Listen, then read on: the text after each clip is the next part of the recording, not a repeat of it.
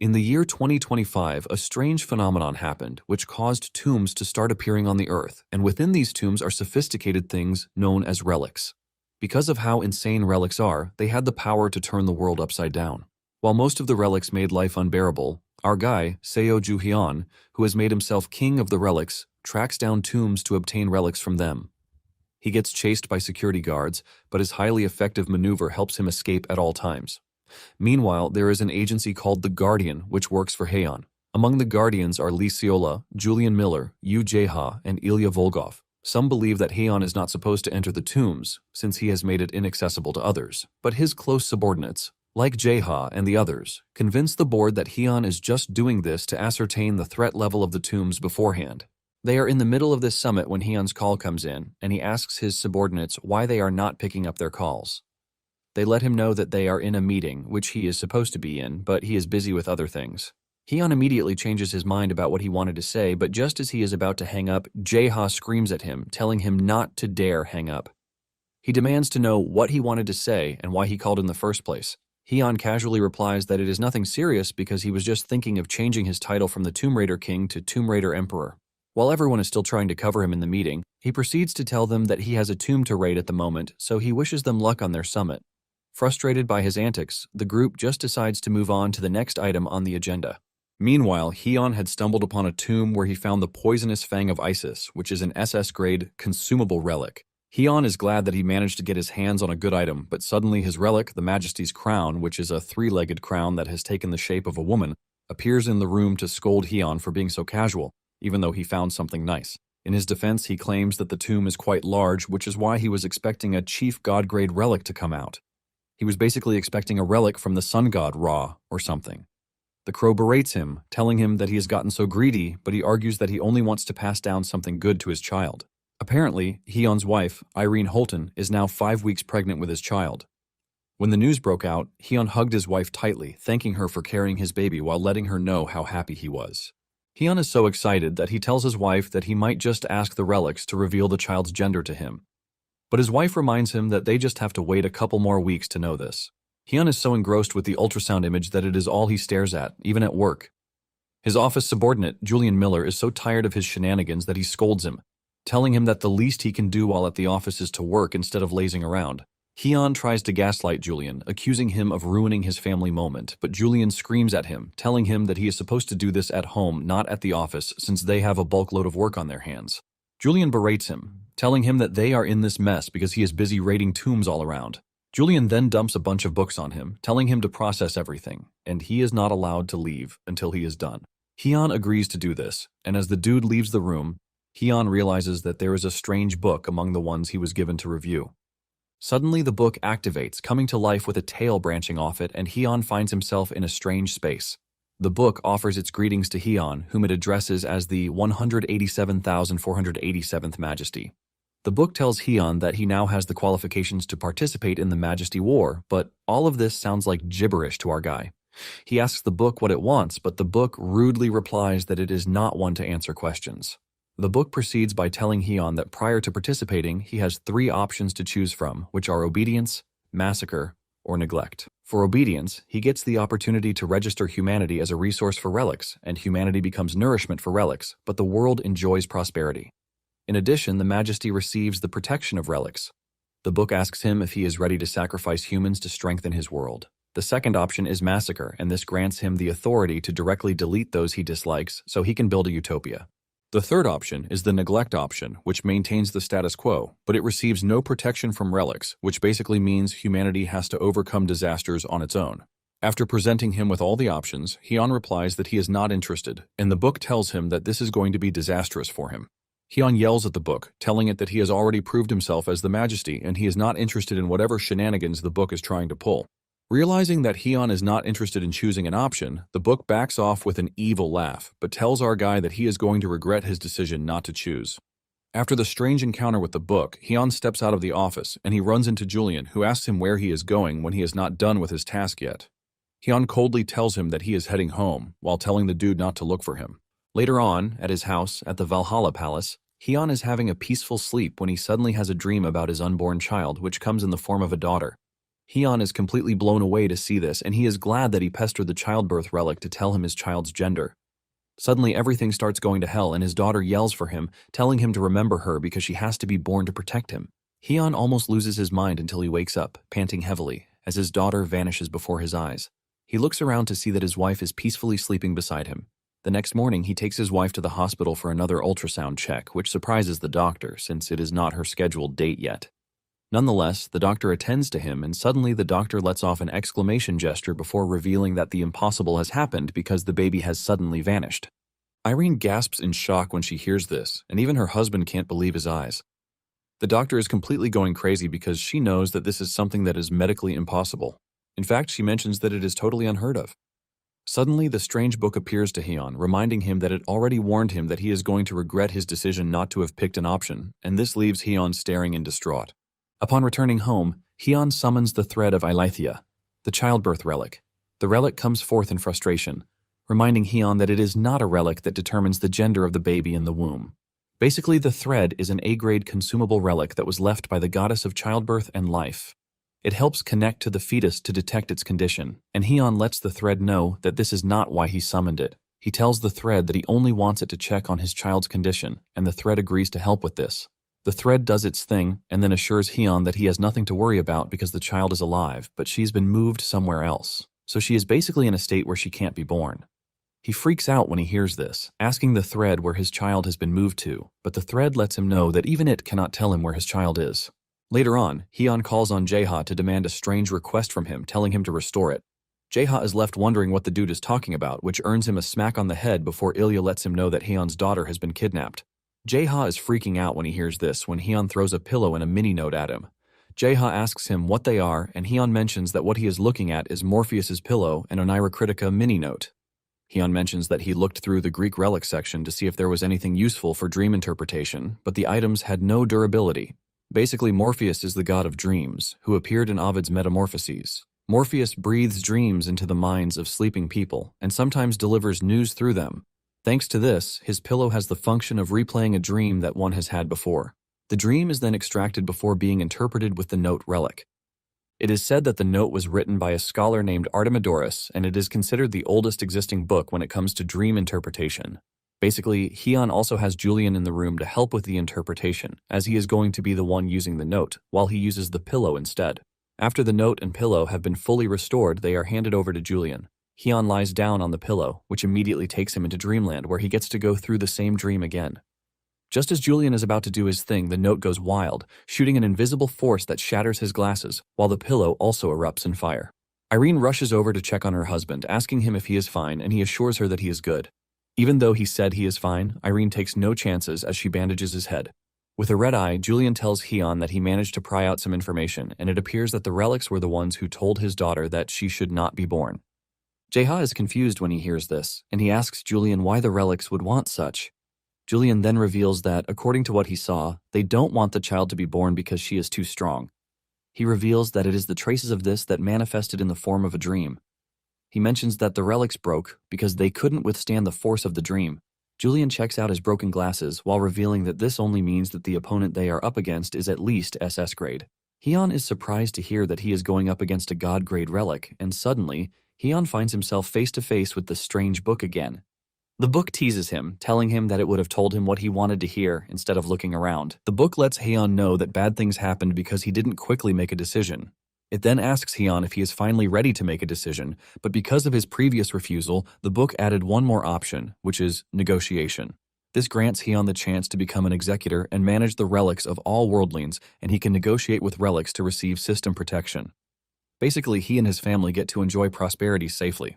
The book taunts him, telling him that he has basically given him an option where he can coexist with relics and promote the prosperity of his world. Upon seeing the options before him, Hyun realizes that the book is trying to lure him into taking negotiation. But since he knows that they are planning something, he lets the book know that he has made his decision.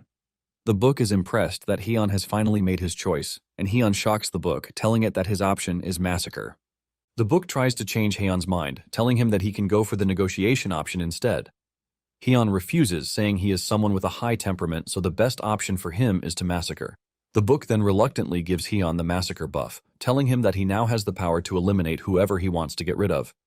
The book wastes no time presenting a list of recommendations, asking Hyun whom he would like to eliminate first. Hyun confidently replies that he wants every single relic entity gone, but the book protests, telling him that this is not allowed. The book mentions that relics are not targets for deletion, so he must choose among humans. Hyun replies that he is not changing his mind whatsoever, and this pisses the book off, telling him that he holds the majesty over all relics, but he is trying to eliminate them all. Hyun expresses his anger at the fact that the relics took his daughter, who hasn't even been born yet. Hyun's aura overflows with anger as he demands that they return his daughter or they all suffer annihilation. The book realizes that Hyun cannot be negotiated with, and it wastes no time breaking off their deal while telling him that he has changed his option to neglect. The book vanishes, telling Hyun that he is about to witness a ton of disasters, and the book is excited to see if he can get through them without help. As the book vanishes, Hyun yells out a curse word, which leaves his subordinates wondering why he is suddenly swearing. Hyun nervously replies that it is nothing they should worry about, and his wife asks him what is happening. Hyun answers frustratingly that he also doesn't know what is going on. Suddenly, one of the guardians, Chloe Laurent, rushes into the room with fear written all over her face. Hyun asks her what the issue is, and she replies that something really bad has happened. She reveals that something really strange is happening to the citizens as they speak. It turns out that there was the sudden appearance of relics that didn't even belong to anyone. Some have come in to report that they suddenly found a relic in their pocket. There are a ton of people at the agency who just want to get rid of the strange relics that have appeared on them out of nowhere because of the fear that something bad is going to happen to them. By the end of the first day at the Guardian headquarters, they had collected a ton of relics that appeared even though there were no tombs whatsoever. Hyun learns that the majority reported the issue to the Guardians, while some used the relics the moment they appeared, even though they had no idea what using them might do to them. Hyun learns that accidents that are caused by this have already started to happen. Ilya expresses his shock that even with the Eye in the Sky relic, they can't identify the relics that have been brought in. Ilya says the Eye in the Sky basically has knowledge of all relics in the world, so it is pretty weird that an unknown relic exists. They try another relic, but the result is negative. Suddenly, Chloe runs in to tell Hyun that another strange anomaly has happened, and this time around it is events that are supposed to happen in the future, but they are being moved forward. Apparently, a relic that was scheduled for excavation next month has appeared in a museum on its own, and news about people dying in the future is also everywhere. Apparently, reports on the deaths of presidents from various countries have surfaced, but they are still verifying their validity. Hyun almost passes out in shock when he learns that the report said he will die on September 18th. Just then, another anomaly hits as the power supply is disrupted, which forces the emergency grid to come on. Before they know it, the city is hit with a complete blackout, and this is when they realize how serious the situation is. Wondering what is going on, Hyun heads to the power plant Core 5, which is being powered by Zeus. It turns out that the Zeus relic has gotten out of hand and is currently disrupting everything in the power station, causing the workers to run for their lives. He keeps yelling at them, telling them to reveal where the Majesty is, but Hyun appears on site, casually asking Zeus if he was looking for him. Hyun then orders everyone in the area to evacuate before teasing Zeus, telling him that he is looking pretty good, since he has the strength to cause trouble. Hyun then whips out Zeus's cucumber that he stole from him to tease him. Hyun reminds him that he already promised he would return it if he behaved himself, but seeing his pole in Hyun's hands only makes Zeus even more pissed. Zeus dashes at Hyun, demanding that he return his pole, but Hyun evades his attack. Hyun tries to use his domination power, but then realizes that it is not working, which is extremely weird. The lack of his power leaves him open, giving Zeus the chance to punch him really hard. Hyun is sent backwards, but manages to land back on his feet while wondering what is going on. He knows that his power failing him is not ordinary, and the fact that Zeus even escaped is something to be worried about. While trying to understand what is happening, Zeus mocks him for being weak while telling him that he is going to beat him up. Just then, Hyun tells Zeus that his domination power might be off, but he has several other ways to break him. Hyun whips out another relic and hurls it at Zeus, telling him that he has been doing relic research. The relic activates and curls itself around Zeus, keeping him in place. Zeus screams out, asking Hyun what it is that he is pulling off because his power is currently being sealed. Zeus is kept in place, and Hyun reveals that the relic he just used is Hera's throne, an SS-grade relic. He tells him that it is a relic that belongs to his wife, Hera. It is basically a disciplinary tool that forces one to keep even the smallest promises, especially in cases of betrayal, which regards marriage or family. Apparently, the binding efficiency jumps to 1000% if this happens, and since Zeus cheated a whole lot, he has no way to escape. Zeus screams out, begging Hyun to undo the relic, but Hyun lets him know that he is not even done with him yet because he brought his other wife's relic. He brought Métis' crown, which is an SS-grade relic. Métis was the goddess of wisdom and cunning, who was also Zeus's first wife. In the myth, there was once a prophecy that the son she bore would become stronger than Zeus, so this caused Zeus to swallow her whole. However, Métis was already pregnant, and she eventually gave birth and raised the child inside Zeus's body. Fortunately for Zeus, this child was a daughter, and later on, Zeus felt a severe headache and asked Hephaestus's fire to split his head open. The moment this happened, a fully grown goddess emerged from his head and was heavily armed, and this goddess was none other than the goddess of wisdom and war, Athena. Hyon then shapes the relic into a gauntlet just so he can beat Zeus with it. He dives towards Zeus and punches him hard in the head with the gauntlet, ultimately knocking him out once. Hyon scolds him, telling him that he should have just maintained his task to generate electricity instead of misbehaving. After taking him out, Hyon tells Jeha to go ahead and restore Zeus, but Jeha asks him if he really had to beat Zeus the way he did because he could have just placed the relic on his head. Hyon casually replies that he beat him up just because he wanted to. Hyon then tells him to stop asking stupid questions and just restore what he asked him to. Jeha sighs in frustration, talking about how hard his life is, while asking Hyon why he likes beating Zeus whenever he gets the chance. Meanwhile, there is a strange dude in glasses watching all of Hyon's moves, and he appears to be impressed at how ruthless he is toward the relics. After Zeus's rebellion was quenched, Hyon still had a load of questions, like why the power plant's containment device failed and why the seal holding Zeus was released. Hyon wonders if everything was the work of the strange book relic or if it is something else. He was still trying to get answers to this when another anomaly occurred. The TV suddenly turned on to broadcast a live show of executions. Present on the site of execution is the god of destruction and evil, Set, the god of fertility and the underworld, Osiris, and the god of the dead, and funerals, Anubis. Hyon is surprised to see the Egyptian gods on TV, leaving him to ask what they think they are doing. Just then, Jeha rushes into the room, telling Hyon that they have a big problem because every phone and computer is currently broadcasting the show. He mentions that they have tried turning it off, but it just won't go off. Just as Jeha said, every screen in the world was showing the same thing, as if someone had hacked every machine to display the same video. As if people were not scared enough, things took a darker turn. The show's host, an entity with a mask, tells the viewers that it is time for them to judge who has sinned. Suddenly, a dude appears under the guillotine with his hands tied behind his back. It is said that the accused has kidnapped and murdered children and has been on the run for 7 years. The host asks the jury if they agree with the death penalty, and the jury, which consists of other masked individuals, all scream in agreement, telling the executioner to kill the dude. Everyone thought it was a joke until the blade came down, relieving the dude of his head. Jeha freaks out, grabbing Hyon because he never expected them to actually kill the guy. The executioner then brings forward another criminal who is said to have feigned starvation just to receive relief supplies 3 extra times. The executioner calls this the sin of defiling righteous distribution, and he asks the jury if they agree with the death penalty. Jeha is surprised when he hears this, as he can't believe that they are about to kill someone because he lied. He is still assuming they won't do it when the executioner gives the sentence and the dude's head comes off his body. Jeha yells at Hyon, asking him if what they are witnessing is right because it is just going to leave the viewer completely traumatized. Right there on the screen, there is a number that is being displayed for sponsorship purposes. Hyon then tells Jeha that he is pretty sure that number is not a regular one and they can only know unless they give it a call. Hyon proceeds to dial the number, and just then a strange phenomenon happens that causes the ground under them to give way. Before the two know it, they find themselves falling from the sky before landing in the execution room where the show is being broadcast from. Jeha freaks out, but Hyon is only relieved that his prediction was right. Hyon then whips out a spear as he plans to end the whole shenanigan in no time. He aims at the guillotine and hurls the spear at it, destroying it with a single strike.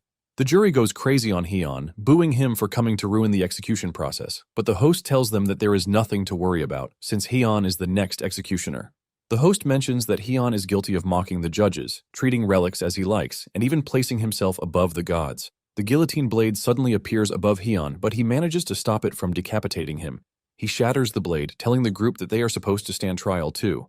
The gods are in shock when he says this, but Hyon immediately jumps into action. He leaps toward them and he goes after Osiris first, accusing him of the crime of leaving home.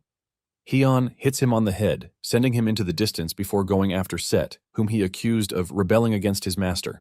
He also declares him guilty before punching him. He goes after Anubis lastly, accusing him of being guilty for agreeing to the scheme. However, after taking all 3 down, they miraculously come back, and the host mocks Hyon, telling him that he can't stop the execution. Hyon immediately figures out that something is strange, and he concludes that he just has to fight with the intention of crushing everything. With this, he whips out a blade, the poisonous fang of Isis, which he obtained the last time he raided a tomb. This is a weapon that can neutralize an enemy in a unique way, and among the many titles given to Isis is the goddess of magic and schemes. Apparently, Isis once sent a poisonous snake to bite the sun god Ra, and after Ra started suffering, she offered that she would heal him if he told her his true name. Basically, this power was his power and existence itself. In the end, Ra told Isis his name, and this name was passed on to Isis's son, Horus. Set lunges toward Heon, taunting him, asking him what he plans to do with the small blade he is throwing around. Heon then meets him halfway while revealing his true name, Seketh, the Confused One, before slashing with the blade. This unleashes a devastating strike that takes Set down, leaving Osiris shocked. Osiris is still trying to understand what is going on before his eyes when Heon appears behind, mentioning his true name, Asar, King of the Dead. He delivers an X-shaped slash that immediately wipes Osiris out too. Heon then finishes the trio by calling Anubis his true name, which is Inpu, ruler of the grave. Jeha is completely blown away at how Heon easily handled them, even though he had urged him to go easy on them. Jeha is complaining about how much it is going to take from him to restore them when Heon does the unthinkable by cutting Jeha's head from his neck. It turns out that Heon had figured out that the Jeha with him was a fake because someone had put on his face to deceive him. The moment this happens, every being present in the room melts down, confirming Heon's suspicion that they are all fake. Just then, the real culprit pries open Jeha's body and emerges from it. Surprisingly, he has the same appearance as Jeha, but Heon tries to block off any thought that he is Jeha. Heon then asks him what he thinks he is doing by setting up fakes. The Jeha then tells Heon that he got everything else right, but he is not the Jeha that he knows. The dude raises his hand to show the Majesty ring on his finger, and Heon freaks out, asking the dude when he stole his ring too. However, Heon soon realizes that his ring is still on his finger, and this is when the fake Jeha, Yu, tells Heon that he is not the only Majesty around. Heon is completely stunned, forcing him to ask Yu who exactly he is. When they return to the headquarters, Jeha and Julian are stunned to see someone who looks like them walking around. Yu then corrects their misconception, telling them that he is the Majesty from another timeline. He boasts about how he was on top of the world in his own timeline, and this forces Jeha to ask him what it is that he wants because in this world that he has come to, Heon is their king. Yu then expresses his disappointment at the fact that Heon is a useless king because he doesn't even know that his world is falling apart already. Yu then throws the Egyptian relics to them, telling them that he stole and secured them before their seals could be broken, so they should be thankful to him. Heon expresses how pissed he is, asking Yu why he should be grateful when he was the one who had the audacity to lay hands on his own relics. He asks Yu if he was the one who freed Zeus too, and Yu replies that Zeus was released by the relics that caused the whole issue. He claims that he was even the one who was preventing it from being fully unleashed. Yu lets them know that if a god-grade relic goes out of hand, their world is done for. He mentions that it would have just ended just the way his own world ended too. Yu reveals that the more he looks, the more he sees that their world is a well-developed timeline with plenty of relics and humans. Yu lets him know that it would be a huge problem if the timeline were destroyed. Heon finally asks him what he means by the world coming to an end because he has been talking about this over and over again. Yu then replies with all seriousness, saying he means what he is saying in the literal sense because there are god-grade relics going around the multiverse, destroying worlds. Just then, the Majesty's cradle, June, which is an SSS rank relic, appears in the room, saying he has an idea who the culprit might be.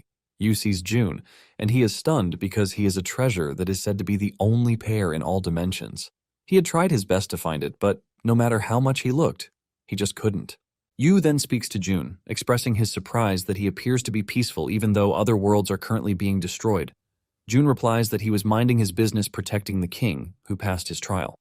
June then turns to Heon, saying he must have heard of the relic creator, the first blacksmith who birthed the stories of humans into relics.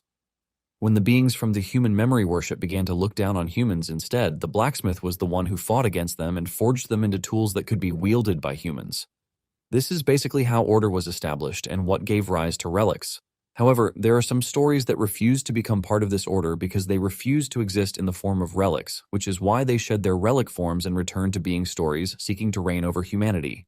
Yu mentions that there is no issue identifying them as certain gods because the ones who started the rebellion are all god-grade. The four are Ra, Enki, Vishnu, and Nuwa. These are basically the four major civilizations, and Heon finally realizes why relics from these civilizations haven't been born yet. Yu asks if he had noticed that something was strange, and Hyun says yes because whenever a new tomb appeared, he would check it first because there are a bunch of god-grade relics that have not even appeared yet. However, every time he opened a tomb, it always turned out to be a wild goose chase. Jae-ha is surprised that Hyun actually had a motive for raiding tombs and not just because it was his hobby. Hyun realizes that the relics were not born because they were simply causing trouble somewhere else. Yu then mentions that they don't just target a single world, as they are known to move through dimensions to reach into every world. Basically, their goal is the destruction of each timeline or total domination. Hyun then asks Yu if they destroyed his world, and he says yes. Suddenly, the ground starts shaking and the clouds go dark, ultimately attracting their attention. They look into the sky to see a giant crack cuts through it with a voice coming through, calling out to Yu, claiming he escaped from them. A giant eye emerges from the breach in space, telling Yu that it is useless to run because this world that he came to will also be destroyed. Yu freaks out when he sees this and he runs up the stairs while telling the group that the god relics followed him. Hyun immediately tells the Akashic Record to identify the locations, traits, and weaknesses of the relics. Just then, the Akashic Records, which are an SSS rank relic, shock Hyun, telling him that it can't process his requests. Hyun is shocked to hear this, and the record lets him know that the 4 relics do not exist anywhere in this world. Yu lets Hyun know that it is pretty useless to use the Akashic Record, since the 4 relics do not belong to this world. Hyun asks him how they are supposed to fight, and Yu tells him that they need to at least know where they are so that they can launch a counterattack. Just then, the giant eye in the sky unleashes the rulebook, which is Hyun's nemesis. The book cackles as it taunts Hyun, telling him that they have finally met again. Yu then gives Hyun a warning, telling him to be careful because the 4 relics use the book to destroy timelines using a certain hidden strategy. Hyun is shocked to hear this, but he is even more shocked when June tells him something stranger.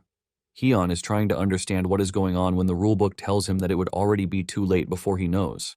Just then, the book activates a curse known as the Tower of Babel language, which severs the understanding and communication between humans. This basically means all means of language, including dialogue, commands, and telepathy, will collapse. Hyun stands there in shock when this curse is activated because communication being blocked worldwide basically spells disaster. As it stands, there will be regions at war, hospitals in the middle of surgeries, and even control towers.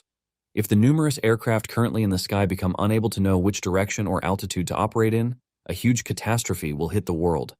Hyun then turns to Ilya, telling him to stop time, but to his dismay, Ilya can't understand him because the language blockage is active. However, he is fortunate that relics can still be used, and this is thanks to the information given to him by Crow. Since he has no intention of giving up, he calls forth Shakespeare's childhood pen because even if words don't work, he only needs to make Ilya move. Apparently, Ilya uses a relic that stops time among Solomon's demon relics. Hyun then orders Ilya to stop time for the entire world except for his own team members. The moment the order is given, Ilya's relic is activated, generating a massive force that ultimately freezes everything in place.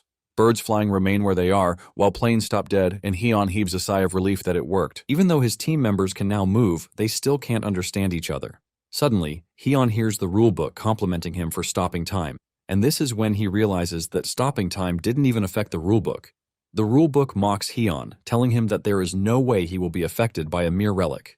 However, he tells Hyun that he will give his word some bonus points since he managed to stop the first curse, but he assures him that he won't be able to stop what is coming next. It turns out that the next curse is the curse of Vishvakarma, which is the blockade of tools. Instead of the red tower like Babel, a blue tower emerges this time around, and suddenly Hyun realizes that his phone is off. Even the AC in the building gets turned off, and just then, Hyun is surprised to see Crow reacting to this in a bad way.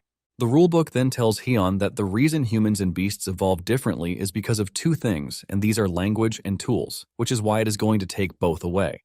The curse of Vishvakarma basically neutralizes all tools, technology, machinery, weapons, and relics. To make it worse, relics bound to humans are penalized and rendered unusable.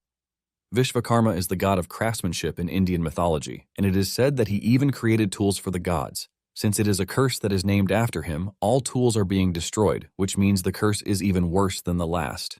Hyun realizes that the moment time starts flowing again, it is the end for humans. However, one thing he doesn't know is if it is going to affect relics too. Hyun then asks the rulebook why the relics are being sealed too, and it replies that the obvious answer is that they are tools. However, Hyun is not about to accept this answer, and he forcefully grabs the pen to write a command, ordering all relics to remember how they came into existence. Using Shakespeare's words, he orders that relics have the authority to escape the curse, since they are made of language, memory, and stories.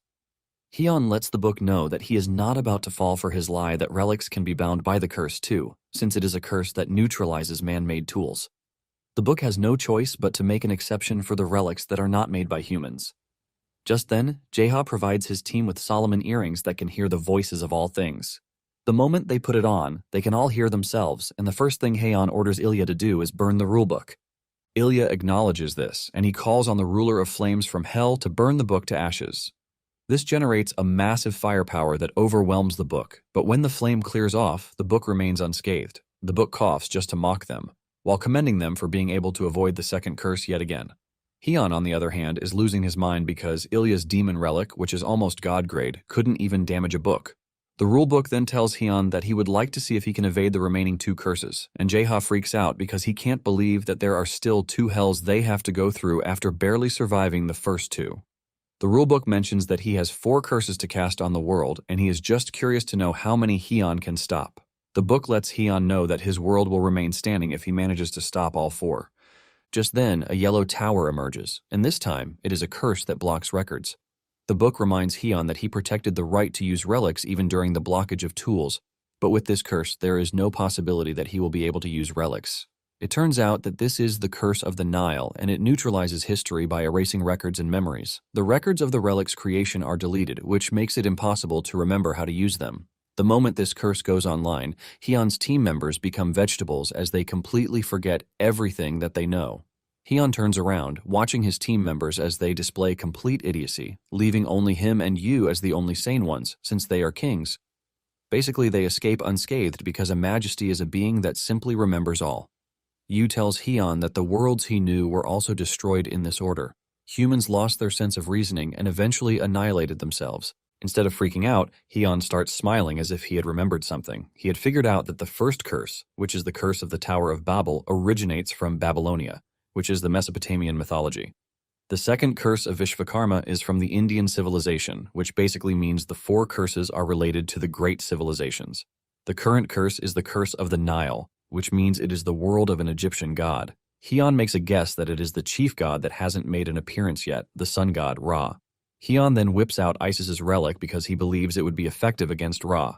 The rulebook sees this and freaks out, concluding that Haeon is cheating. However, Hyun doesn't care what the rulebook says, and he launches himself toward the yellow tower. He pushes the blade into the tower, ultimately shattering it and neutralizing the curse of the Nile. The records come back to life and his team members regain their sense of reasoning at once, while Yu is left completely blown away. He looks over the building to see Haeon basically aura farming with his jacket off, and he has no choice but to admit that Hyun is incredible. With the records back, Hyun screams out, calling for the heavenly rope, an SS-grade relic, to come to him. The rope appears out of nowhere, rushing towards Hyun, and Hyun asks her where she's been. She mentions that a strange aura suddenly bound her body, restricting her movement. Hyun then figures out that since she was created from a story, she must have been included in the rulebook's curse. Using the rope, Hyun climbs back to the top of the building to reunite with his teammates. Yu commends him, telling him that he has never seen anyone evade disasters like Hyun does before. Seeing how everything is still going their way, the rule expresses its frustration and commends Hyun's tenacity. However, it lets Haeon know that it is about to crush whatever hope he has left.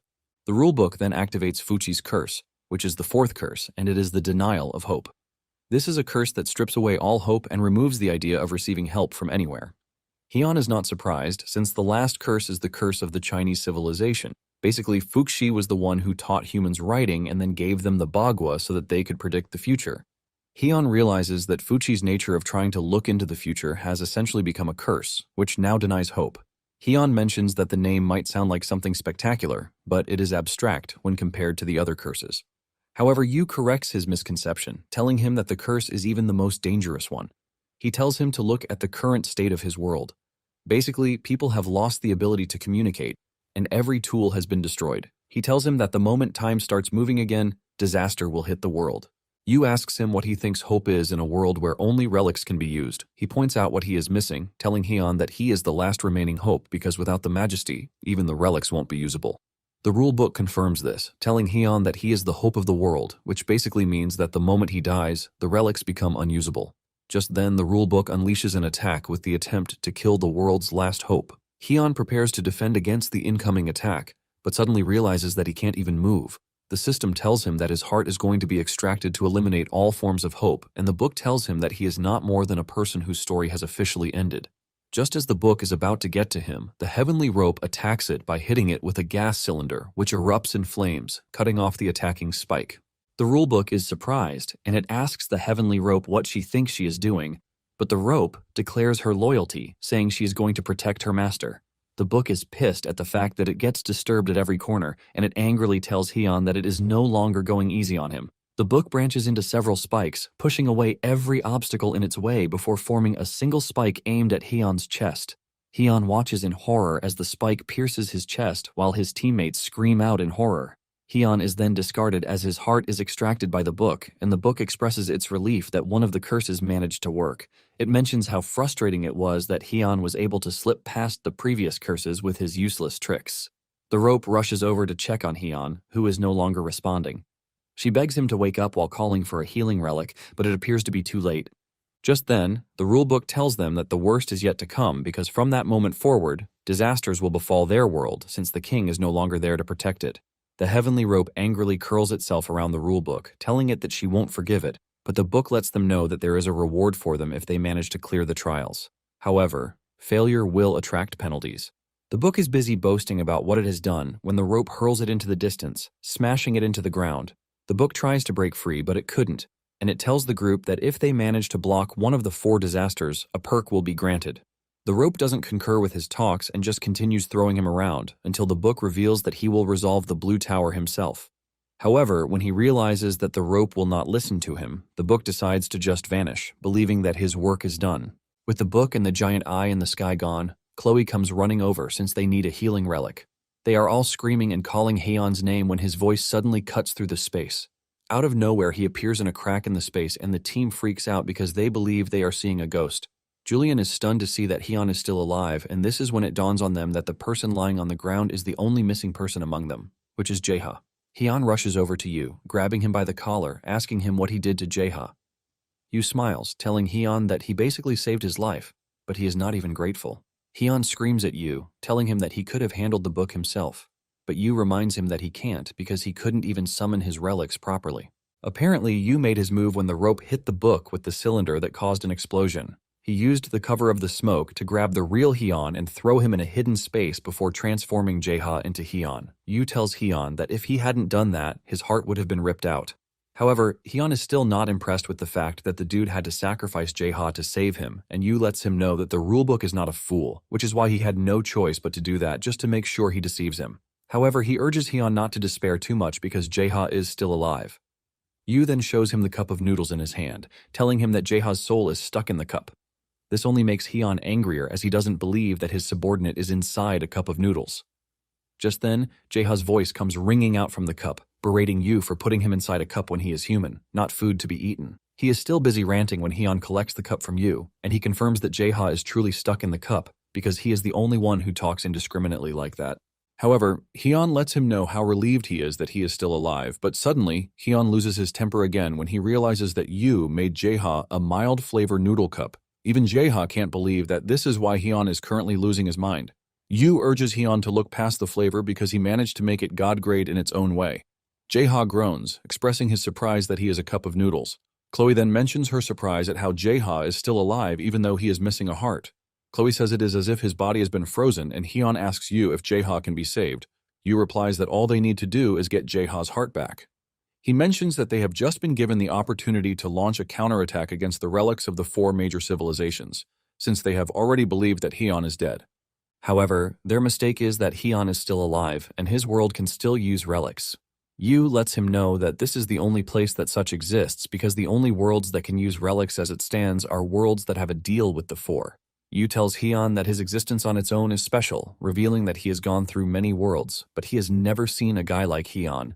He expresses his surprise at how he was able to avoid Vishvakarma's curse and even dealt with Ra's curse, using Isis's blade.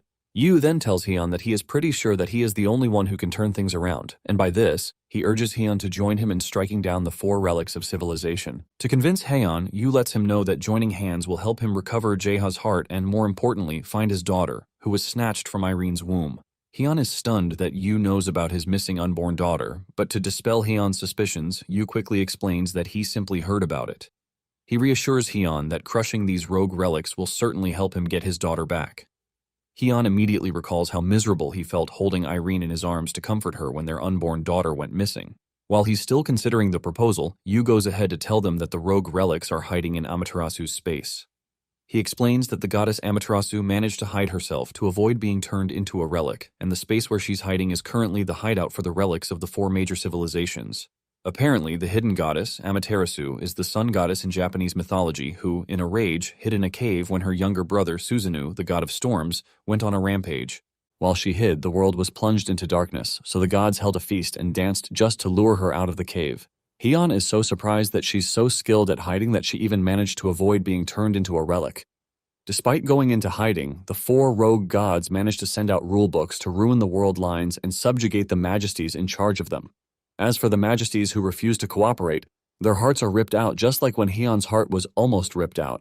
Hyun begins to wonder why the rogue relics are after the hearts, prompting Yu to realize he has yet to explain that part. He then tells Hyun that the moment someone ascends to the rank of majesty, their heart ceases to be an ordinary human organ. Since majesties are the axis of the world line, their heart transforms into the ruler's heart, becoming the core of that world. According to Yu, the 4 rogue relics intend to collect these hearts just to reverse the relicization curse placed on them. This simply means they want to use their hearts to erase the fundamental rule that all stories are born as relics, or probably change it into a form they desire. Hyun is shocked to hear that such a thing was actually possible. Yu assures him that it is because a single majesty is powerful enough to change the rules of their own world, so if the hearts of several majesties are gathered, they could even change the supreme rules. This immediately prompts Hyun to make the decision on the spot to join hands with Yu, since it's the only way to save his subordinate. Despite being an endangered cup ramen, Jae-ha is still touched by Hyun's determination to save him. On the other hand, Hyun is determined to invade the rogue relic's hideout and destroy whatever stands in the way of rescuing his daughter and retrieving Jae-ha's heart.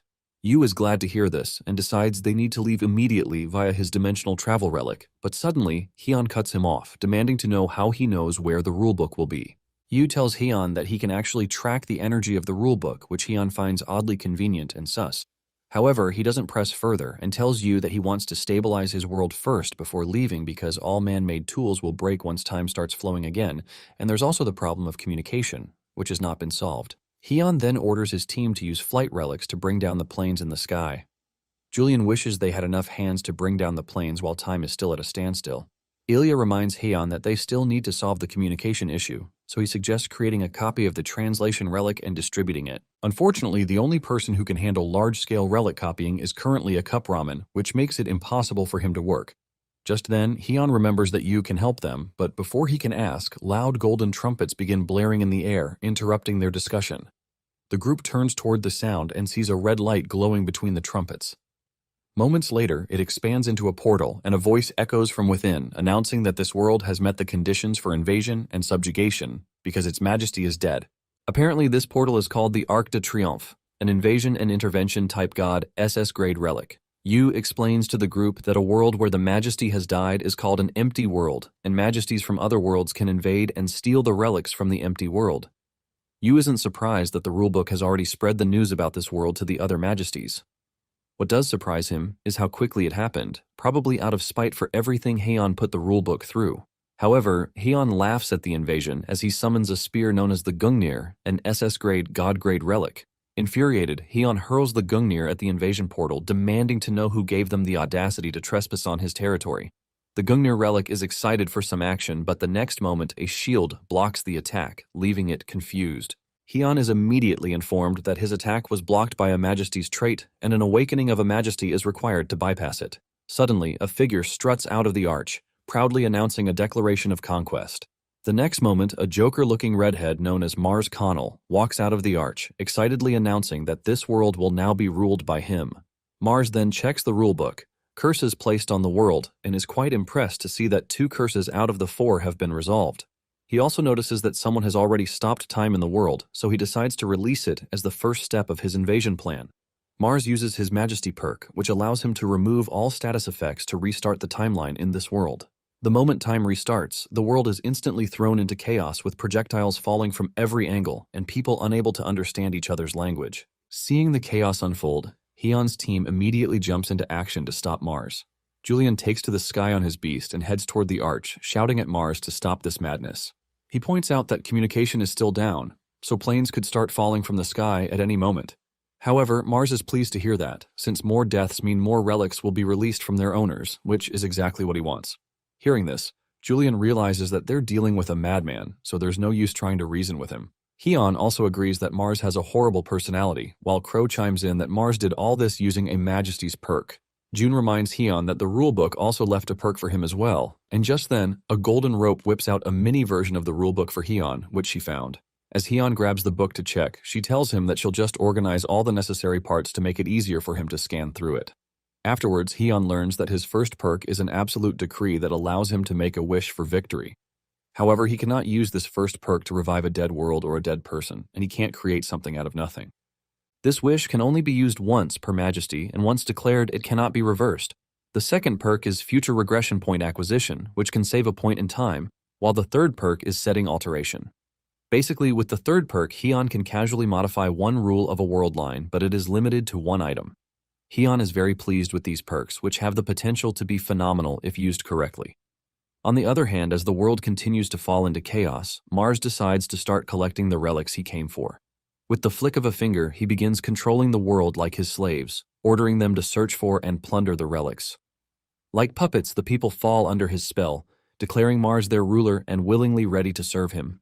Watching the bizarre scene unfold, Heon is quite surprised by the power of the Arc de Triomphe relic. Just then, Seola informs Heon that the planes have started moving and communication with the control tower is impossible because of the language blockade. June then lets everyone know that the first plane collision is expected to happen in under 7 minutes as in-flight paths are starting to tangle. Hearing this, Heon decides they must tackle these issues first before taking care of the invasion maniac. He immediately orders Yu to make a relic without even telling him what kind of relic. Heon is certain that Yu can make it because he already learned about Yu's special ability, which is relic creation. Heon reveals that Yu created the execution stage and also made an exact copy of the 3 God-grade relics on the execution ground. He also recreated Jaeha's heart into a Majesty's heart in a split second, which successfully fooled the rulebook. With all these achievements, Heon is 100% certain that Yu is capable of creating even difficult relics. Just in case Yu is trying to escape responsibility, Heon reminds him how he came to make trouble the first time they met and even turned Jaeha into tasty ramen. Without waiting for him to make a choice, the heavenly rope immediately binds Yu's hand to keep him from trying to escape. Yu agrees to comply without hesitation, but tells Heon that he can only make relics within the story structures he knows. However, Heon tells him not to worry since his own brain is a literal encyclopedia of knowledge about relics. Heon then lets him know that they'll be using Genesis chapter 11 of the Bible verse since it contains part of the story of the Tower of Babel.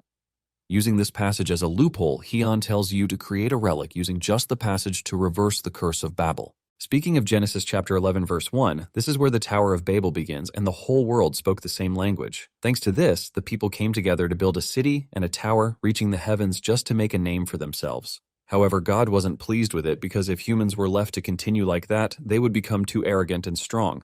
Therefore, he came down and destroyed the tower, after which he confused their language, which caused them to scatter. Heon then tells Yu that they're only going to use the first part of the passage to make a relic to use the curse of Babel in reverse. Yu is actually impressed by Heon's cunning plan, so he decides to do it according to that strategy. Still bound by the golden rope, he proceeds to create the tablet of Genesis chapter 11 on the ground. Heon watches in amazement as the giant tablet comes forth from the ground with the verse declaring that the whole world has one language and a common speech. However, Yu tells Heon that he may not be able to use the relic, leaving Heon puzzled as to what he means. Yu then explains that the tablet is a religious relic, so they need someone with a similar affinity to activate it. When he asks if any of them is a religious person, everyone instantly turns to Ilya, who apparently was once a priest. Since he must have memorized the Bible during his time as a priest, they figured he must have the best affinity. But Ilya informs them that it was already a lifetime ago since he changed careers, especially now that he specializes in demons. Seola chimes in that Ilya is probably the worst person for the job right now and might even be weaker than an average Joe against Christian relics. Heon decides to activate the relic himself by using a large amount of his domination power to suppress it. Yu doubts he can do it, especially since he hasn't even awakened yet. Heon doesn't care for all the awakening talks and doesn't even know what it means, but he assures Yu that he's confident in his domination power. Determined to show Yu what he's made of, Heon uses the domination power to activate the tablet, leaving Yu completely stunned. As soon as it is activated, the God-grade relic unifies all creatures into one language, including humans, animals, relics, and all living beings. A golden light explodes from the tablet on activation, instantly canceling Mars's enslavement of the people and restoring them to sanity. The moment they're freed, everyone begins to understand each other again, including animals, since every living thing now speaks the same language. Hyun is relieved when he learns that the world's languages have been reorganized into one language. The golden rope praises him for pulling such a feat, while Yu is just awestruck that Hyun pulled off such a monstrous act. Jun soon receives word that all aircraft managed to avoid collisions since communication made things smooth. With the communication barrier lifted, people in the city begin to rush to find a shelter while Mars rages because of his ruined plans. He screams at the top of his lungs, trying to make the Ark exert control over the people, but no one pays any attention to him, leaving him frustrated. Nevertheless, Hyun is still impressed with the Arc de Triomphe relic, but unfortunately, at this very moment, it was nothing because the tablet relic has eliminated the hierarchy and difference between ruler and subject, so conquering this world with the Arch was now impossible.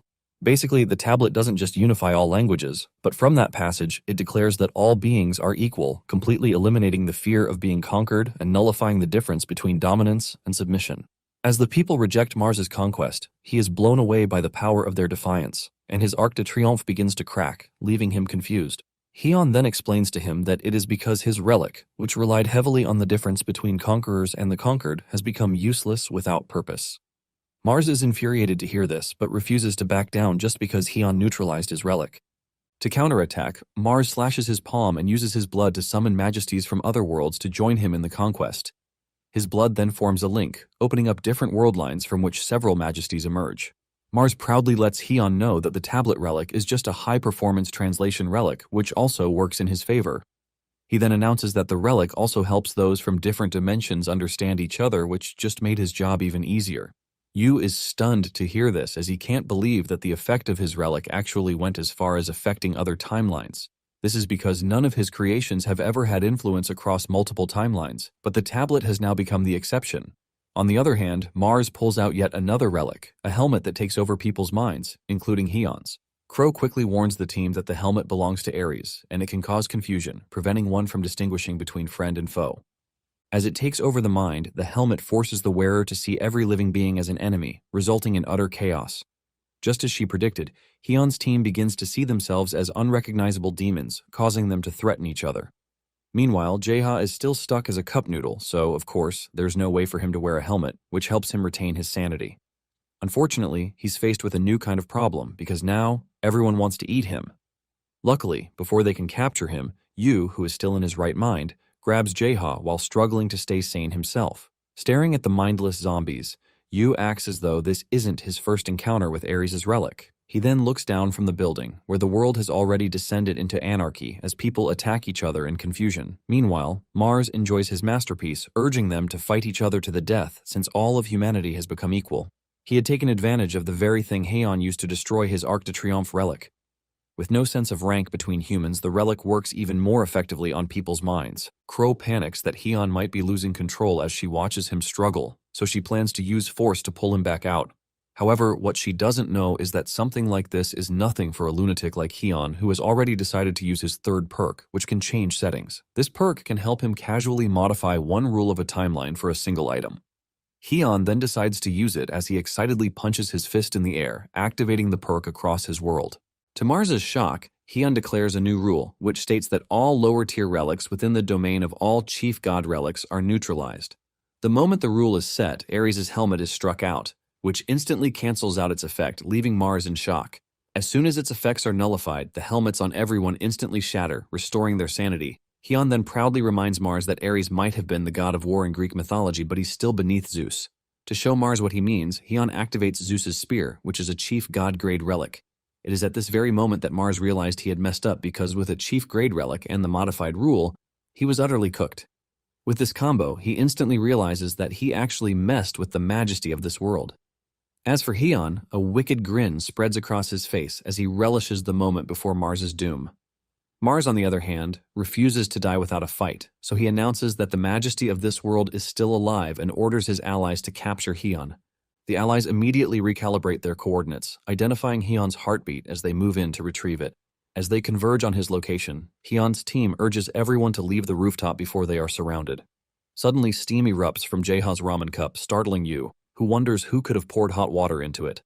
Jaeha insists that no one did, but he's also bewildered by what is happening to him. The steam rapidly spreads across the entire city, covering it in a dense fog that prevents the allies from pinpointing his location. It turns out the steam is because Jaeha unknowingly activated his trait known as survival instincts, which also activates his emergency defense and stealth functions as a food. Hyun is really surprised that Jaeha has such an ability, which truly confirms that he's now a relic. However, Jaeha rejects his new title, insisting that he is still human. Pleased by Jaeha's newfound ability, Hyun realizes he can use the fog to catch the enemy off guard for daring to trespass into a lunatic's world. With that, Hyun summons the poisonous Fang of Isis and vanishes into the dense fog to sneak up on Mars, who is already on edge, frantically scanning his surroundings in a desperate search for Hyun. Just when he thinks everything is calm, Hyun rushes out of the fog with Jaeha on his shoulder and plunges his blade into Mars before he can react. Hyun is pleased with himself while Mars smugly tells him that he can't defeat a conqueror with a measly kitchen knife. He then boasts about wearing a defensive relic, but Hyun tells him that the so-called kitchen knife isn't just any regular knife. Just then, the poisonous Fang of Isis starts deleting Mars's true name, completely stripping him of his powers. Once his authority as a majesty is revoked, Mars's relics begin to break apart as Mars himself realizes that he has been stripped of his name. Before he can even process what's happening, Hyun grabs him by the neck and lets him know that a nameless conqueror is nothing but a petty thief. Determined to teach him what happens to thieves caught stealing, Hyun gleefully drags Mars down from his high horse and slams him into the ground. After making sure he's thoroughly battered, Hyun tells him that he's nothing special. He then casually loots the poor dude, discovering a valuable relic among his belongings. Mars desperately reaches for it, but before he can reclaim it, Hyun snatches it out of reach, leaving him grasping at nothing but air. Feeling utterly defeated, Mars decides to let it go. But Hyun wasn't about to let him have it easy, so he decided to test the relic on Mars. Terrified, Mars looks on helplessly as Hyun activates it, and it turns out to be a god-grade relic known as the Sphere of Atlas, which can forcibly transfer the weight of the world onto the target. Mars pushes back the giant relic with every fiber of strength in his body, but the weight begins to crush him while Hyun taunts him. Hyun tells him to shoulder the weight of the world he was trying to steal, but even this doesn't stop Mars from mouthing off. He boasts that this was only the beginning and lets Hyun know that other conquerors will be coming for him. Unfortunately, before he can finish his final villain speech, the relic completely crushes him under, splattering his insides all over the place. Hyun is then informed that the invader Mars has been defeated, but he feels no ounce of pity for him. Instead, he's irritated that the dude was still mouthing off until the very end, sullying his precious ears. With Mars defeated, the dimensional gate begins to close, prompting his ally to quickly leave in panic before they're the next victims. Hyun ignores them as they scurry away like sewer rats, while Jaeha, who is still a cup of ramen, smugly warns them to leave or face the same fate as Mars. Afterwards, Hyun deactivates the Sphere of Atlas, shrinking it back to normal size. Suddenly, loud cheers erupt out of nowhere, and as Hyun looks towards the sound, he notices a screen above him which turns out to be a live broadcast. Yu tells him that the screen appeared because Mars declared a Majesty's war. Apparently, when another Majesty declares a Majesty war, the rulebook broadcasts it to all the relevant world members. Since the losing world becomes a colony of the winning world, everyone's attention is bound to focus on the Majesty war, hence the need to broadcast it. Yu then tells Hyun to check his spoils of war, but before Hyun can figure out what he means, Mars' Majesty heart emerges from his remains. Hyun is so stunned that Crow has to tell him that it's Mars' Majesty's heart. Hyun picks up the relic to examine it, fascinated since he has never seen a real Majesty's heart before. Crow then informs him that by using the heart, he can absorb and wield Mars' Majesty ability. Stunned by this revelation, Hyun intently studies the heart while June asks whether he truly intends to absorb Mars' special ability, known as Conqueror's Authority. Excited simply by the name alone, Hyun immediately declares that he is definitely taking the power. Before his teammates can even voice their objections, Hyun absorbs the ability as he begins wondering what kind of ability Conqueror's Authority actually is, and whether it's similar to Chairman Kwan's Conquest-type ability. After the absorption, Hyun gets a new S-rank ability from the heart titled Fight Amongst Yourselves.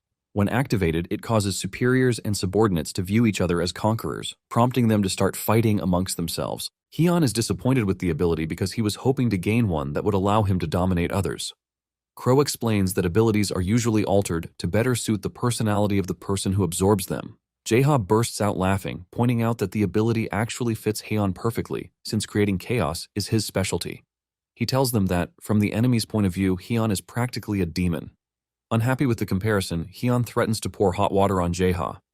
As the two continue fooling around, the rulebook suddenly reappears and is shocked to find that Hyun is still alive. Hyun mocks it for being tricked, further irritating the rulebook, which is already exhausted from dealing with a lunatic like him. To make matters worse, Hyun demands to get his reward for overcoming the trial. Though infuriated, the rulebook has no choice but to comply since rewards were part of the rules it announced earlier. The book reluctantly grants Hyun the title Majesty of Chaos, which significantly increases his aura. However, as always, nothing good comes without a downside because this title causes incidents and accidents to constantly follow Hyun while also slightly increasing the likelihood of a relic attacking him. Annoyed by Hyun's existence, the rulebook immediately vanishes after wishing Hyun to drop dead soon. With everything resolved, Hyun decides to leave with you immediately to pursue their plan to rescue his daughter and find Jaeha's heart. He tells the team to stay back while he chases after the rulebook. Jaeha tells him to stay safe, but he's devastated when Hyun informs him that he'll also be coming along as an emergency ration. Afterward, Hyun tells Yu to guide him to the rulebook as they had planned, and Yu agrees. However, Hyun's teammates insist that they should accompany him instead of a suspicious copycat who looks exactly like Jaeha. Yu also advises Hyun to bring his team along, warning that another unforeseen variable could emerge just as the tablet had unexpectedly worked against them. Ilya and Seola continue to argue that Hyun is supposed to take his trusted teammates instead of a scammer, but Hyun tells them that they can't all leave their home base to be raided by invaders. Yu agrees with him and reminds them that another invader might come again, and the rulebook might actually issue them missions out of nowhere.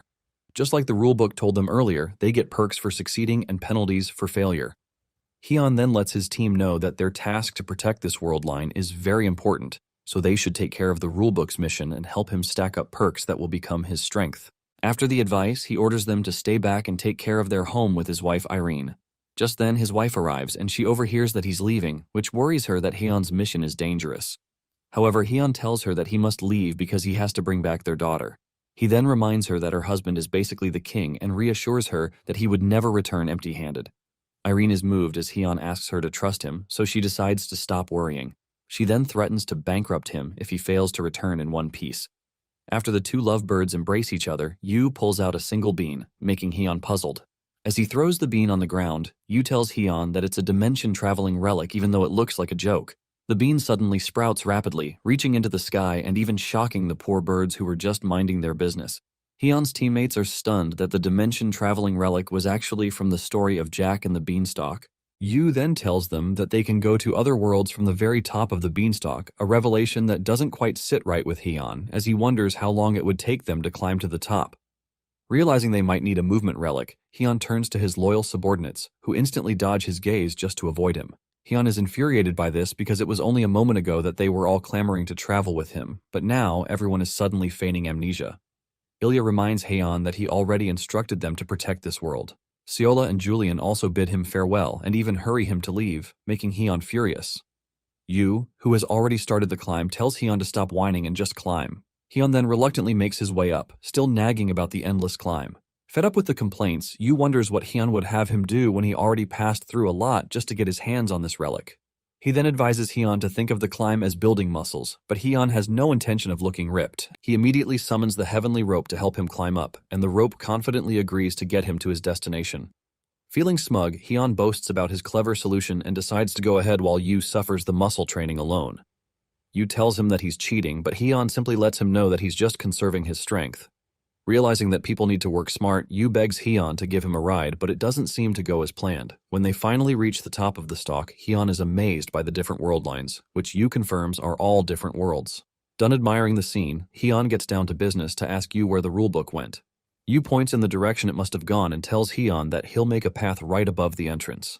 As the stalk extends to the entrance of the new world, Hyun wonders if they also have to crawl down, but Yu quietly jumps off to answer his question. After the crazy jump, Jaeha almost choked, and after catching his breath, he realized that he had passed out from the fall. After regaining his composure, he notices Yu and Hyun staring dazed into the distance at the colorful city in front of them. They are then informed that they're in a world known as Dionysus's Cup, where the status effect, City of Madness, is in progress.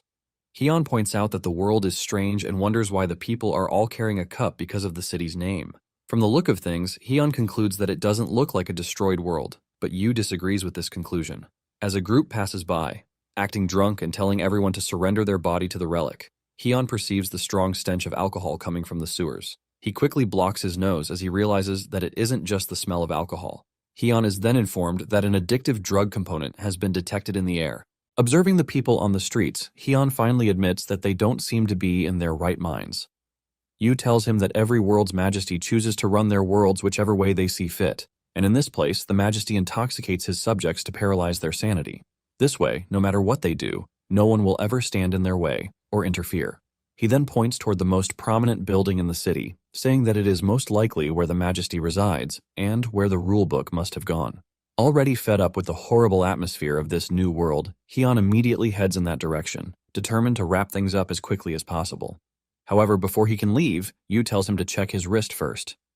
Hyun glances down and is stunned to find a strange blue number imprinted on it, leaving him wondering what it means. Yu is shocked to see that the value on Hyun's wrist is 50 when he hasn't even done anything, because 100 is supposed to be the maximum. Hyun is confused and doesn't understand why Yu is raising an alarm. He also notices a red number on Yu's left hand, aside the blue one on his right wrist. Yu then explains that the numbers are basically the rule that governs this world. The blue number on the right represents one's sanity level, which means if the number is high, that person can maintain their sanity for a long time. However, the sanity level keeps dropping even without doing anything. On the other hand, the red numbers are the madness level, and to use relics in this world, one's madness level must be high. However, as the madness level increases, sanity is depleted, hence a balance between the two is required. Hyun wonders what happens when one's sanity level hits 0, and Yu explains that they lose their free will just to become a puppet of this world's majesty, which basically means they become nothing more than NPCs in a game. According to Yu, most majesties turn the people in their world into NPCs just so they can rule the world easily without anyone standing in their way, but Hyun isn't too big on this idea. Yu then asks him about his madness level, only to discover that it's as high as 99. Shocked, Yu wonders what kind of crazy lunatic he got himself involved with because Hyun is technically a lunatic on a normal day. Yu then tells Hyun that in this world, they need a madness level of at least 30 to use a relic, while at about 70, one can actually become an advanced relic user. But now, Yu didn't know where exactly to classify someone with a madness level of 99. This makes him question what the hell Hyun is, because at that level, he could actually wield a gold-level relic in this godforsaken world. On the other hand, Hyun is super excited to know that he can use a relic without any problems, so he decides to continue their quest to find the majesty of this world. After only taking a few steps, Hyun's sanity level suddenly drops, leaving him puzzled. Yu reminds him that it drops even without doing anything since the city is practically a living alcohol glass, so people get drunk just by breathing. Meanwhile, Hyun begins to panic as his sanity level drops rapidly. Jae-ha suggests it might be because Hyun is already a nutcase to begin with, so there's no reason for him to have any sanity levels. Infuriated with the comment, Hyun threatens to boil him in booze, prompting Jae-ha to beg for his life. Hyun is suddenly hit with another wave of the intoxicating smell in the air, further dropping his sanity level. He then tells Yu that the alcohol smell is the problem, and the entire city is covered in it because every street and sewer is flowing with alcohol. He asks Yu to make a relic that can get rid of the smell. Yu can't believe Hyun expects him to just whip up another relic when his madness level is so low. However, Hyun feels it should be possible since Yu's majesty ability to create relics is a special ability. Hyun considers using a relic that can cause a downpour to wash away the waterways and the air in the city, like Noah's Ark. Satisfied with this idea, he immediately tells Yu to make a heavy rain relic based on Noah's story. Yu is shocked to hear that he has to make another religious-type relic, and he's annoyed that Hyun is making it sound as easy as shopping for groceries when all he plans to do is just chill. However, Hyun doesn't care for his whining and advises him to adjust the scale of the relic so it only rains over this city. Unable to argue with the lunatic, Yu immediately starts creating the relic, but reminds Hyun that he needs the accurate legend for a higher success rate. In one breath, Hyun begins to recite it word for word, making Yu wonder how he managed to memorize all that. A few minutes later, Yu declares that he's done and brandishes the relic he made into the shape of an umbrella. Hyun is instantly disappointed by the mid-creation because he was expecting an arc, not a tiny print of the arc on an umbrella. Yu reassures him that an umbrella is more useful to keep them from getting their clothes wet in the rain. As dark clouds begin to gather, Yu tells Hyun to get under the umbrella, and the next second it starts raining thanks to Yu's relic of creation, the downpour of judgment. Basically, this relic decreases madness level by 20% and increases sanity level by 20%. The rain also purifies the air for a short period of time through the Relics effect. Before long, the people of the city began to sober up, and they didn't seem grateful that the rain washed away their delirium, leaving them with a mean hangover. While the people of the city are thrown into confusion, Hyun admires the beautiful rain, even urging it to wash away the air and sober everyone up. Unfortunately, one angry dude realizes that Hyun is the culprit behind their awakening, so he charges forward with the intention of ending him. However, Hyun casually dodges the attack while more sober. Soon, a mob gathers nearby with weapons ready to attack Hyun for ruining their good moment. Already itching for a fight, Hyun hands Jaeha over to Yu, while he excitedly invites the mob to make their move on him. But the next moment, his excitement vanishes when he's informed that he can't summon relics in this world because of a difference in the Majesty's status. As the angry dude attacks him again, Hyun dodges while thinking about the absurd restriction. Jaeha and Yu are worried about him as Yu wonders why he's fighting with his bare hands. Hyun tells him that he cannot summon any relics due to a difference in status. The attacker then lunges forward again, mocking Hyun for being too confident without a weapon. However, Hyun easily kicks him in the groin and steals his weapon. Since he can't summon his own weapon, Hyun plans to source them locally, whether given willingly or forced out. Using the club, Hyun proceeds to give the mob a free facelift while Yu watches from a corner, absolutely certain that Hyun is a lunatic. On the other hand, the Heavenly Rope volunteers to help Hyun gather the weapons and relics while he focuses on just beating it out of them. Suddenly, a few suits arrive looking like they really have everything in control, but Hyun ignores them while he prepares to finish the dude in his hand. The leader of the suits pulls out a flaming sword, demanding to know if Hyun caused the rain. Before the dude can even finish his sentence, Hyun punches him in the face before happily rushing to grab his new sword.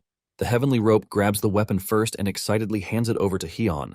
Meanwhile, the other suits aren't too pissed about their boss. Instead, they demand that Hyun return the high-grade sword because he won't be able to use it. To show them how the sword is truly meant to be used, Hyun activates it, unleashing a far more devastating power than the pitiful little flame its owner had shown off just moments earlier. The suits are left utterly stunned by the overwhelming display, while Hyun remarks that they're the ones who never understood what they had in their possession. Realizing they may have picked a fight with the wrong person, the suits begin to panic. Meanwhile, Hyun gazes at his reflection in the blade as memories of wielding it a lifetime ago come flooding back, filling him with nostalgia. The sword is then revealed to be his former weapon, Muramasa's sword, an A-rank relic. Getting his hands on Muramasa's sword leaves Hyun completely exhilarated because it has been a while since he has used the sword. Seeing how Hyun took down the building with just one strike when they know how difficult it is to use the sword, the group starts freaking out. However, Hyun tells them to stop getting excited over a sword that is just A-grade. He admits that the sword has a bit of temper, but it is something he has wielded for quite some time. After he is done telling them his little story, he rushes toward them and cuts them down, while Yu just stands there, finally understanding why his madness level was 99. Hyun embarrasses them by cutting their clothes while telling the leader of the group that he has no way to contain him, so he should just give up. However, he tells him that before giving up, they have to surrender all their relics. Hyun tells them that he wants all the relics to be submitted, no matter the grade or type. He lets them know that if he searches them and he finds anything on them that they don't want to drop, he is going to render them headless. In no time, the Heavenly Rope has helped Hyun gather a bunch of relics from the group, but Yu is not impressed because he doesn't think that there is anything of value among the items that have been collected. He notices what appears to be a normal instrument, but Hyun tells him that it is not just an instrument, as he called it, because it is Pan's flute. He tells him that by blowing the flute, people and beasts alike go insane. Aside from the flute, which is A-grade, there is also another A-grade relic, which is Icarus's feather, which is a mobility relic. Yu asks him if the relic is okay because in the story, Icarus eventually fell. Yu still maintains the fact that they are all junk, and he suggests that he return the relics instead of attracting enemies to himself. In Hyun's defense, he tells Yu that he also has to take care of junk relics because he can't focus only on high-grade items. Just then, Hyun stumbles upon a golden coin, and the moment Yu sees it, his reaction changes, which forces Hyun to ask him what it is. Yu reveals that he has seen majesties from other worlds use the coin to make bets. The scale of the bets was enormous, and they even staked the fate of their world on it. Because of this, the coin brought about victory and ruin.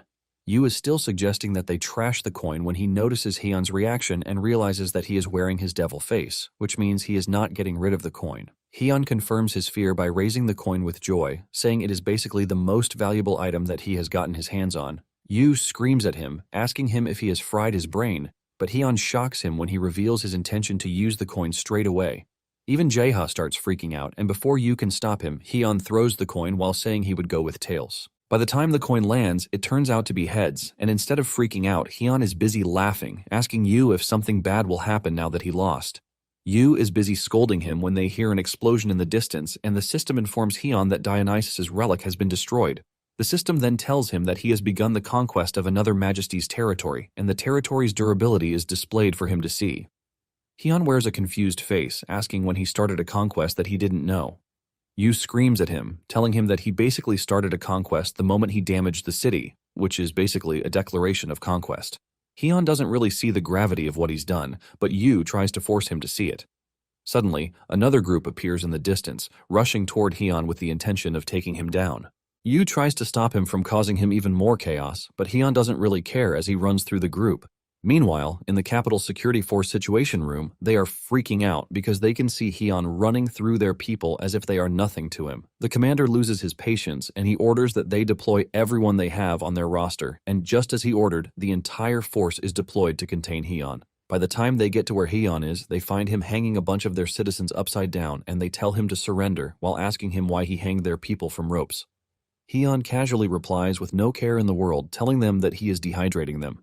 Yu just stands in a corner, trying not to get himself involved in the mess. Hyun tells the security force that everyone was soaked with wine and he was only washing and drying them. Hyun even asks if they are not going to give him a reward for carrying out such a beautiful task. He even tells them that what he wants is a relic, just in case they finally decide to give him something. Tired of hearing him spewing nonsense, the security force rushes towards him, but unknown to them, Hyun already has another plan. He whips out Pan's flute, and the moment he blows the flute, he completely messes with their mental state, causing the entire troop to turn on each other. Hyun is preparing to leave when a blade comes flying from behind. The blade barely misses his head but cuts him on the cheek. Hyun turns around to see a masked female agent staring at him, and he is surprised that there is someone who is still maintaining their sanity. The lady recalls her blade with her second hand just to make sure she aura farms in MC's presence. Seeing the lady's sanity level still at 100%, Hyun teases that the elite agent has arrived. Yu tells him that he should be thankful that Pan's flute had an overwhelming effect, which is why he is only left with one enemy to deal with. At the same time, Yu believes that she is going to be a problem with the type of relics he currently has. Hyun commends the lady, telling her that she must be a big shot for her to be able to maintain her sanity in such a crazy environment. The lady tells him to stop talking because she only has interest in bringing him in, but Hyun whips out the golden coin, telling her to stop being such a boring person. He suggests that they settle their dispute by flipping the coin, and the moment she sees this, she panics. She recognizes it as the deathmatch coin that is used by majesties, and she asks Hyun how he has one of the coins with him. At the same time, she doesn't want to believe what is right in front of her, and she deludes herself into believing that it is fake. She mentions that in recent times, degraded versions of the relic have spread through the city and caused chaos. They engaged in a campaign to retrieve everything, but seeing one with Hyun makes her realize that some remained. She then dashes toward Hyun, telling him that she is not one to be fooled with shallow tricks. But Hyun doesn't hesitate as he flips the coin with the help of the heavenly rope, leaving the lady completely stunned, while telling her to pick a side before it is too late. As the coin lands on Hyun's hand, he covers it to keep the result hidden, and the lady is forced to pick a side, and she goes with heads. When the result is revealed, the lady has lost, and her sword explodes, leaving her unarmed. She is shocked because her weapon is a hero-grade relic, but it easily shattered as if it were nothing. Hyun then notices that her sanity level has dropped from 99 to 91, which can only mean one thing. The lady also realizes that Hyun is holding a real death coin, and she tries to get him to stop, while also realizing the grim reality that Hyun is majesty grade, which is why he can wield the coin. Hyun refuses, telling her that he wants them to finish their match using the coin, letting her know that it is even better for her. He reminds her that it is a 2 versus 1 situation, which is bad for him. Yu is blown away by how easy it is for Hyun to lie because he can't use relics, which means only he can fight, but he managed to convince the agent without batting an eye. The agent agrees to the deal but tells Hyun that she wants to be the one to throw it, and Hyun agrees to this. The agent flips the coin and she wins the round, causing the heavenly rope pain. Hyun quickly takes back the coin so he can make his own flip. He wins the round while the pain goes to the lady agent. With this, the match between the two continues until the lady appears to be exhausted. She crashes to her knees in pain, and Hyun lets her know that it is her loss after all. She refuses to accept that she has lost, and she tells Hyun to make the throw already. Hyun then tells her to have a rethink of what she just said after looking at her right wrist. She does this, and she is shocked to see that her sanity level has dropped to 9 points, leaving her absolutely stunned. She demands to know how this happened, and Hyun tells her that her sanity level kept dropping with every single round. He confesses that his goal right from the start is to drain all of her sanity, and the lady cusses him out when she hears this. Hyun lets her know that with one more throw, she is basically going to become an NPC. Hyun then prepares to make the throw, and the lady closes her eyes as she waits for the end. Just then, Hyun stops, telling her to hand over all of her relics and lead him to the Majesty afterward. He also tells her that she must use a route that avoids all of their security patrols. She agrees to this, and moments later they arrive at a city area where she tells them that they have to go on by themselves. Hyun asks her why she is staying back, and she mentions that there is no route that completely avoids the surveillance network, and one of them is the area they are about to enter. She mentions that she can't follow them because if she's seen with them, she will be branded a traitor. She hasn't even finished saying this when Hyun kicks her into the open space, telling her that he doesn't really give a damn if she is branded a traitor or not. She flies off in her chibi version before turning to Hyun to scold him. Hyun then asks her why there is no single guard even though she claims that it is a special surveillance area. Yu asks her if she tricked them, but fear is written all over her face as she tells them that something is strange. Suddenly, a bright light appears all around them, and the ground starts shifting. Before they know it, the ground opens, and everyone standing in the vicinity falls in. It turns out that they were being watched from the security force situation room, and the commander is glad that their plan was a success. He immediately orders that they close the entrance and the soldiers do as ordered. The commander is completely sure that the moment they find themselves trapped in the labyrinth, there is no escaping it. When Hyun and the others finally pull themselves together, they realize that they are in some sort of underground space. The other civilians who fell inside alongside them panic because they have heard rumors about the labyrinth before, since no one has ever escaped from the dungeon. They start crying, concluding that they are done for already, but Hyun yells at them to keep their mouths shut because they just need to find a way out. Suddenly, Yu mentions that he can hear footsteps, and Jaeha fears that they have to finish them off. Hyun wastes no time whipping out the sword as he prepares to engage whoever is coming after him. Just then, a bunch of malnourished fellows appear from the inner chamber, expressing their surprise that the security force has shoved more people into the labyrinth.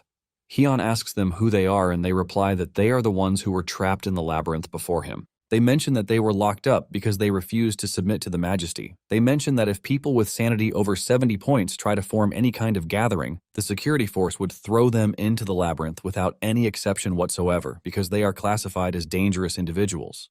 Hyun then realizes that the Majesty didn't turn the city into the mess it currently is, with just the power of alcohol. Basically, all the normal people have been locked in the labyrinth, and Hyun tells them to follow him because he is going to lead them out. However, they tell him that this is impossible because the iron gate he is looking at is the only exit, but to pass the exit, he has to drink the alcohol on the wall. However, the cup is a poisonous one, and the moment one drinks from it, they lose their free will just like the people on the surface. The option is either to starve to death or leave as an NPC. The leader of the group then tells Hyun that this is all he can tell him. He apologizes for not being useful, but Hyun tells him that there is no need to be sorry because his decision to leave remains unchanged. Hyun prepares to use the sword on the door since it has refused to open. Hyun dashes toward the gate with the intention of cutting down the gate with force, but suddenly the system incorporated into the gate comes to life, and it starts to scan Hyun's mental state. Before Hyun can reach the gate, the system tells him that he has met the conditions for him to leave, and the gate opens, leaving everyone, including Hyun, shocked. Those who have been there for a long time refuse to believe what they are looking at because the door basically opened on its own after it said Hyun met the conditions. They don't want to accept that any one of them would meet the conditions set since only an insane person can. Just then, they notice that Hyun's madness level is insanely high, and this leaves them asking questions like who he is. What they know is that as madness increases, sanity is supposed to drop, but Hyun is able to maintain his sanity with such a level of madness. Hyun smiles, telling them that it might all be because he is a foreigner, and he suggests that they all leave now that the door is open. Meanwhile, in the situation room, the commander is losing his mind as he cannot believe that the door just opened for Hyun to pass through. The other guards tell him that he was able to leave because of his madness level, but it remains a shocking phenomenon, since sanity is usually 0 if madness is 99. They let the commander know that Hyun is nothing but a freak, and this is all they can call him. The commander then orders that they activate all traps and awaken the second heart. He demands that they send it in their direction without wasting time. As they walk through the strange tunnel, Hyun notices something weird crawling up on him, and he immediately reacts to this, delivering a fast-paced slash that cuts down the vines that wanted to crawl up on him. Even the vines are made of alcohol, and the smell alone reduces Hyun's sanity level by 5 points. Yu freaks out, telling Hyun not to cut the vines recklessly because everyone's sanity just got drained. Hyun then decides to smack the vines instead, and he is in the middle of his crash-out session when they hear an unpleasant sound in the distance. Just then, a strange monster, Satyros, who is the guardian of the labyrinth, appears before them. Satyros expresses his disdain that they are able to walk the labyrinth with their sanity still intact, but he lets them know that it is over now that they have met him. Satiros' screeching voice almost renders Hyun deaf, and by the time it is over, he realizes that his sanity level has dropped by 10 points. Satiros then tells his minions to open the lids to the liquor casks, and just then, the vines grab the group, restricting them. Satiros mentions that he has to give everyone a taste of the liquor, and without wasting time, those who have been restrained are dumped into the casks of liquor. The female agent freaks out as she is drowning in the cask of liquor with the fear that her mind is about to be eroded. Suddenly, Hyun cuts through them in one swing, destroying the barrels while rescuing the trapped humans, while making sure he turns his back to them to Aura Farm. Seeing how Hyun easily dealt with the situation, Satiros realizes that he was the one who opened the door, and he asks him why he is interfering with his business when his madness level is that high. He asks him if he wants to play king with the humans, but Hyun tells him to shut his mouth because he is already a king. Hyun then points his sword at Satiros, saying he is aware that he is the king of the labyrinth, which is why he wants them to have a king versus king fight. Hyun brings out the coin, saying he heard that the king settles things by gambling, and he suggests that they have a coin-tossing match. Hyun basically wants to use this trick to buy some time, but instead of agreeing to Hyun's proposed game, Satiros tells him that he will be the one to choose a game. Satiros reveals that he prefers a game that is related to alcohol, and he leads Hyun to a table where there are 6 glasses of liquor. He tells him that one of them contains poison, and there will be 3 rounds in the game. He is going to pick 2 glasses per round, and he will drink 1 glass while he gives the other to his opponent. Hyun realizes that it is basically a game where he has to bet his life once, while he bets Satiros' once. Satiros confirms this, but one of the humans calls the flaw in the game, saying Satiros is the one who brought the alcohol, so he must know which glass contains the poison. However, Satiros replies that he is not such a shameless person, even though he is a monster. Satiros claims that when it comes to alcohol, he is always serious. Hyun urges him to calm down because he is not doubting him. Hyun then proceeds to pick one of the glasses, while Yu freaks out, asking him if he is seriously choosing to drink the wine. Before Yu can even stop him, he downs the wine like it is nothing. Satiros watches him with a smile, and Hyun dumps the cup, saying the taste is mid. Satiros teases him, saying he is just a lucky guy because it appears that the first glass isn't poisoned. Just then, Hyun grabs another cup and gulps it, forcing Yu to scream at him, telling him to at least give Satiros one of the cups. Even Jaiha is losing his mind at the sheer sight that Hyun is drinking poison, but with a smile on his face, he urges them to watch what he does.